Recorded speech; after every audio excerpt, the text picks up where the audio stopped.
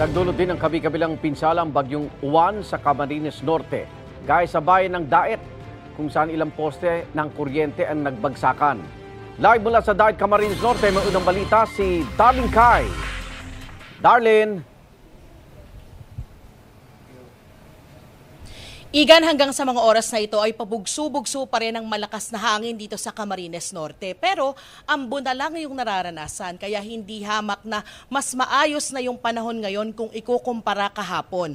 Agad na nag-clearing operation sa mga otoridad para alisin ang mga nabuwal na puno at poste. Pero wala pa rin pong kuryente sa buong probinsya at pahirapan pa rin ang komunikasyon dito.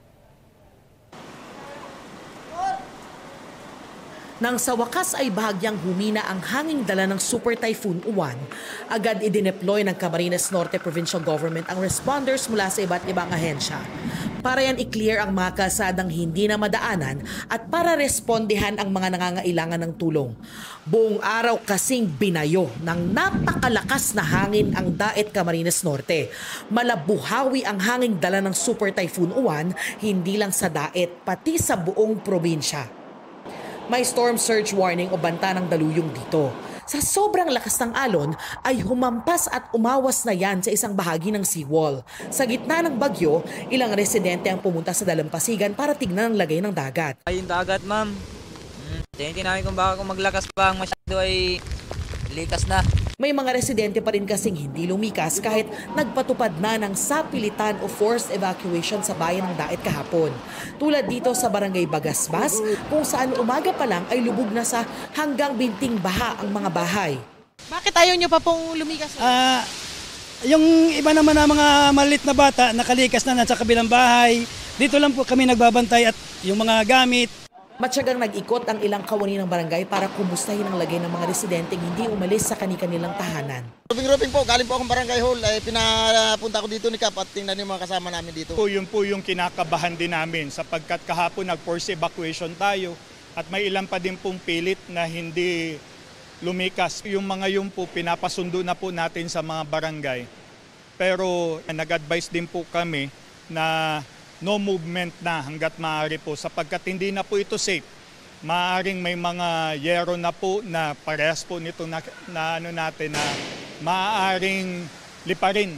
Sunod-sunod na pinatumba ng malakas na hangin ang mga poste ng kuryente. Umaga pa lang, wala ng kuryente sa buong probinsya ng Camarines Norte. Natumba rin itong poste ng ilaw. Nagliparan ang mga kable sa lakas ng hangin. Ilang kawad din ang lumaylay sa kalsada.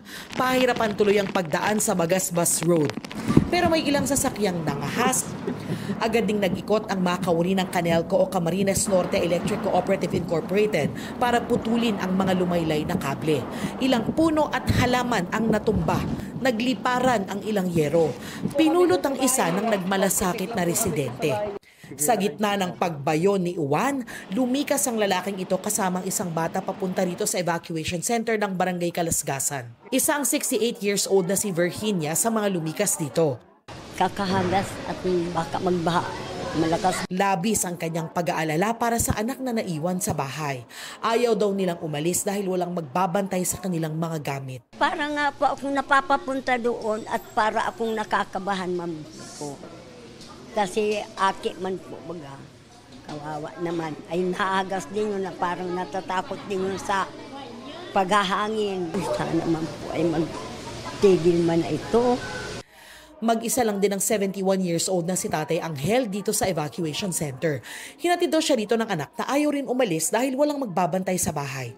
Hindi bababa sa 36,000 residente ang nasa evacuation center sa buong probinsya.